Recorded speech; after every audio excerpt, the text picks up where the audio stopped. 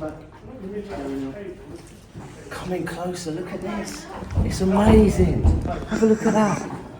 That's how straight you want to get it. Hello, welcome to Popalong RC, the RC car channel dedicated to RC car racing. And here at Popalong RC, some people, me, love a bit of Tamiya RC car action. Over the last few weeks, I have been racing my TT01, which is now broken. And I spent a lot of time testing and tuning my Tamiya Formula 1 car. This is the Tamiya F104 Pro version 2. And it's a bit hit and miss, if I'm honest. So, if we rewind the clock to the first time I took this car out, it was running the rubber tyres, and I did get quite a bit of abuse for the fact that I took it out with the rubber tyres because I made it look really bad. That's because there was no grip, literally no grip in those tyres whatsoever. And then I invested in some contact foams, and the contact foams transform the car. Absolutely amazing. Now, the way I treat these tyres is I start out by soaking the rear tyres in additive. Recently there's been a bit of a crackdown at our local clubs on additive used at the tracks. Therefore, the three local clubs that I run at regularly, they are all using the same additives now. So back to this car, coat the rear tyres in additive, and then at the front we literally just do half the fronts, and that has been working out quite nicely. Now, the additive on the rear, you want it on there as long as possible, and you only want it on the front for a few minutes. Now, I've lent this car out to a lot of people actually. I think now 7 or 8 of my friends have driven this car, and it's proving to be very popular, and I wouldn't be surprised if we get a few more of these at the local club, and therefore we get more F1 racing on the channel. Now then, as I said about the tyre additive with this, I took both of these cars over to Bedford, and they allowed me to run this car. I took it out and I was 5 laps ahead of all the other TT01s. And then I took it back to the pits, I put some additive on. I was going to take this out and I thought, actually, no, do you know what? I want to have a closer race. So I took out the TT01. And I was still, this was about 1 lap slower than that. So I was still a good 4 laps ahead of the competition with the TT01. And then I thought to myself, for the final, perhaps, because my laps are closer to the GT12s, I'll take this out against the GT12s in the final. And that would have been perfect.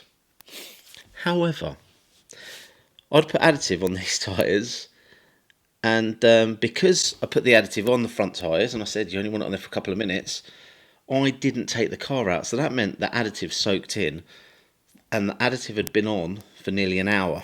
So, would that make any difference to the handling of this beautiful F1 car? As you can see in this footage here, the car had so much front end grip. Whenever you started to turn in, the back end wanted to step round. If you started to push, and as I did start to push through the round, I was having so much grip at the front. The car was grip rolling. Some people might say traction rolling, but hey ho, there was a lot of grip and it rolled over. So it's grip roll. Which means I now understand where the limits are with the tyre prep, and I recognise that, you know what, grip roll with an F1 car is a thing, and therefore I need to be a little bit more conscious about my tyre prep for these cars. So I've actually taken this car from having absolutely no grip to too much, and it's now about finding that window so that we can race these cars. Again, I say race, I'm hoping that a few other people are going to join me on this F1 journey. Let's put the F1 car aside and come back to the TT01. You might have seen the video where I raced this up against a few other people, and this car was broken. I need to order the parts to fix it. However, buying sprues and stuff for Tamiya kits, by the time I go, oh, I need some uprights, I need some rears, I think it's going to work out cheaper for me to just buy a new car. Therefore, I'm going to buy myself a new TT01. And these are the choices that I have. I could get I believe, available at the moment, the Subaru Impreza, which you can see here. This is a Subaru. I could get another Subaru Impreza. That would look fantastic, and I could use it at the Iconic Cup. But the problem with that is I will use the car, I will use all the bits from, so I'll use the shell. All the parts, they'll go into my spares box, so I'll use the chassis to fix this car. The tyres, I will literally, well, they'll go on in a pile with all the other ones I've got, but basically they go in the bin because I don't use the stock tyres. So if I was to buy the car, I'd get used out the shell, and obviously I'd use all the spares. Now then, the other option I've got is I could get myself a Tamiya truck, which means I would use the shell, because the shells are quite expensive. They're about 50 quid on their own.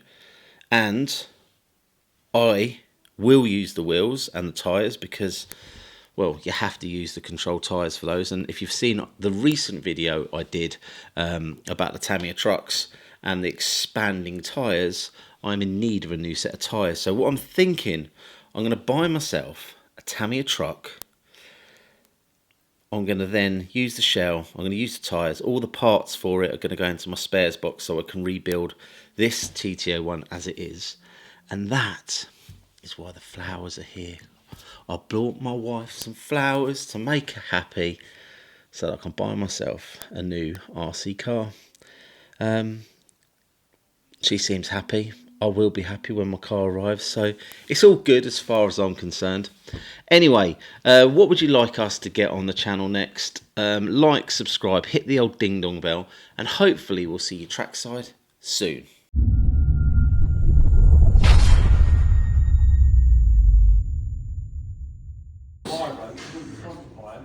And the key is getting the first bit right. If you can get the first bit right, the rest of it will run nice and easy. Now, there's different ways of adjusting it. You've got a tapping technique, which I tend to use, or some people push it down to apply more pressure to this side to tighten it up.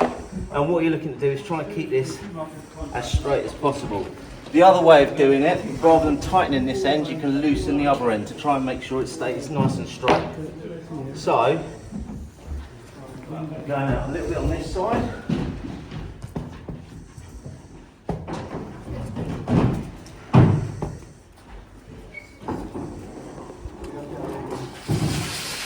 It's all about getting the first bit nice and tight, and then it should almost roll itself.